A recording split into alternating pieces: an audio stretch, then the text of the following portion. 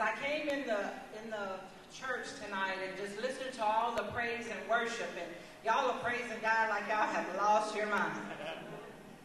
And I heard in my spirit a while back, from warfare to worship. And I heard it again tonight, that that's what's going on here, that everyone that's singing and praising God, you've been in warfare. And you can't sing about a God like that unless you've been through something. I know what I'm talking about.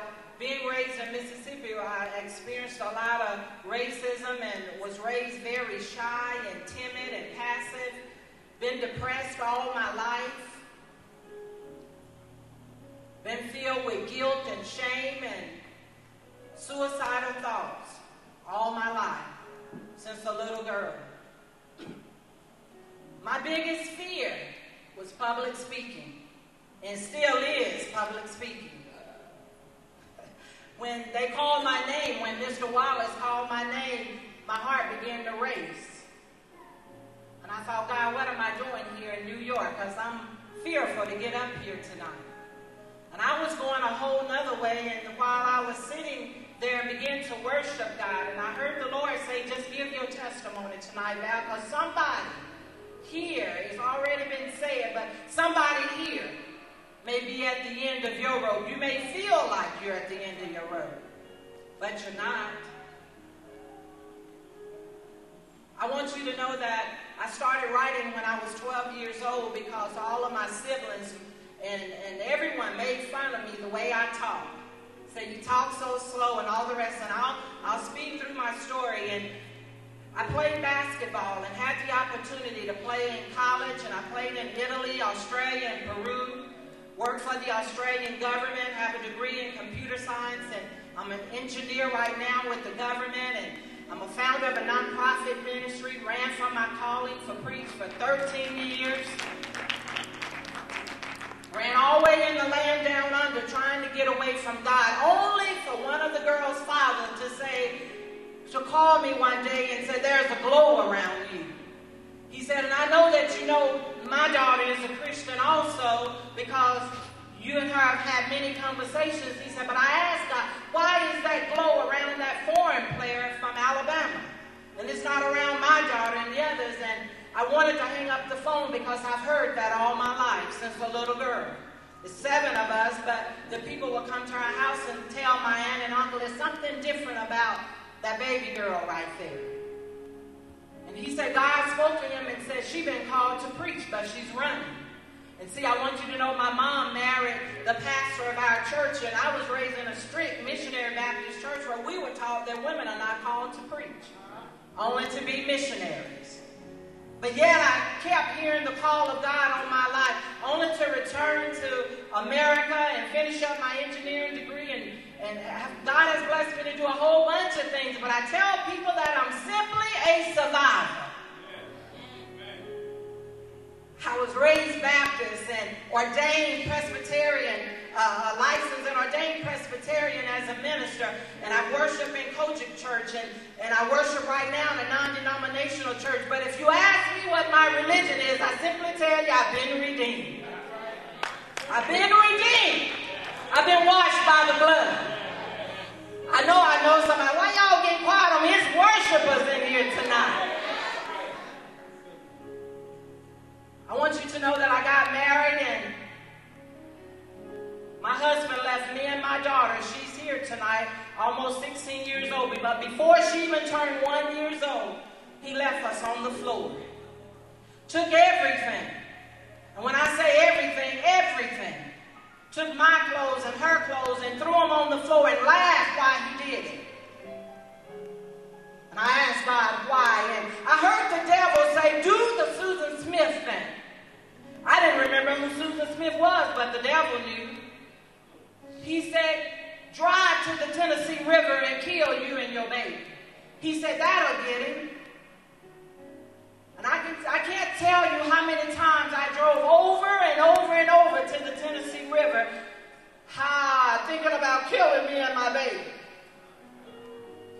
But when I got there, I would hear a still small voice saying, Val, don't. I love you. And go back home. And I'd go back home and ask God why. And every minute felt like a whole year to me. Is anybody a witness? When you're in pain, pain hurts. It doesn't matter what the root is, but pain hurts no matter who caused it or where it came from. Then another time I find myself traveling with my job going to Nashville on Interstate 65. And I heard a voice begin to remind me of all the great things I had done, all the accolades I had achieved. But without warning, he said, you're still by yourself. That marriage that you wanted so desperately is gone. I thought it was God talking to me until he said, Val, stop trying to figure out the whys of life. Look in your rearview mirror. There's an 18-wheeler coming in. And if you would just turn left at the precise time that I tell you, it will hit you dead in your side. Your baby is with a babysitter, and they'll get her to her dad or to your family. So, but you won't have to worry about why anymore. And when I looked in the rearview mirror, sure enough, an 18-wheeler was coming up on my left side. And I began to cry, and I was already crying. I called all of my siblings, and God later revealed to me that I was saying my goodbyes. When I made it to Nashville, I heard the Spirit of the Lord say, get a pen and paper and write what you hear. And God gave me a divine revelation and showed me that my pain did not start and my rejection did not start when my husband left me and my baby on the floor. He said, your pain started when your mother left you at your grandmother's house at 4 years old. Came by every day to see me, but at the end of the day, Mama, can I go home with you? Yes, Val. Cousin Vanessa, take her to the back and get a little red coat. And when I go get my coat, Mama was gone. And I had these other older brothers and sisters, and I grew up all my life as a 4-year-old wondering, what's wrong with me? Do I stink? Am I retarded? What's wrong with me that my mother won't take me to the house with my brothers and sisters? Playing with cousin Vanessa and Ellen and George is fine, but why can't I go home to live with my mother? I want you to know I had already published my first book, Out of Pain Came Poetry. Never wanted to be a published author. Writing out of my pain, playing basketball to find release. And a few years later, God said, Val, it's time to publish your second book. I said, I don't have a second book. He said, yes, you do that. Those 12 pages I gave you in Nashville, he said that God exposed to me that there is a little girl living on the inside of me. And he said, Val, others need to hear your story because there's grown men and women walking around with little boys and little girls on the inside. And we asked, I said, well, I thought he was a preacher. I thought she was this or that or gave her life to Jesus. And they did, but that little girl, that little boy has not been healed from childhood happenings. And I wrote my second book, and God began to speak to me, and I began to hear movie in Alabama. And I said, I'm getting besides myself now. I done wrote 2 books and didn't want to write them. I've had people to call me all the way from California to New York. People that I don't even know that have gotten a hold of my book and said, I feel your pain. Either because I've been there or I'm going through it right now. Nobody wants to be exposed. I called Denzel Washington's office and I said, I have a story for you. Remind me so much of Antoine Fisher. And they said, is it a screenplay? And I said, no. What's that? I'm from Mississippi. Break it down.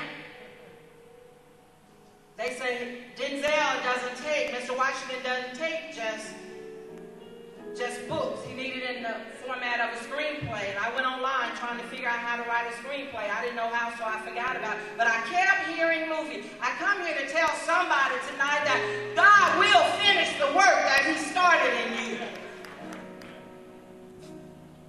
Came to Virginia and been traveling around to Maryland and D.C., Virginia, looking for a home church for me and my daughter. And went to a little country church in Fredericksburg, and the Holy Spirit started saying, you need to get up today and give a 2-minute testimony on your second book. And I said, God, I don't believe they give testimonies up here like we do in Alabama and Mississippi.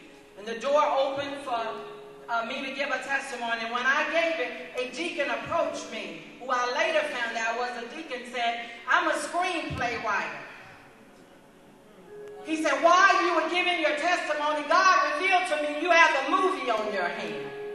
Tell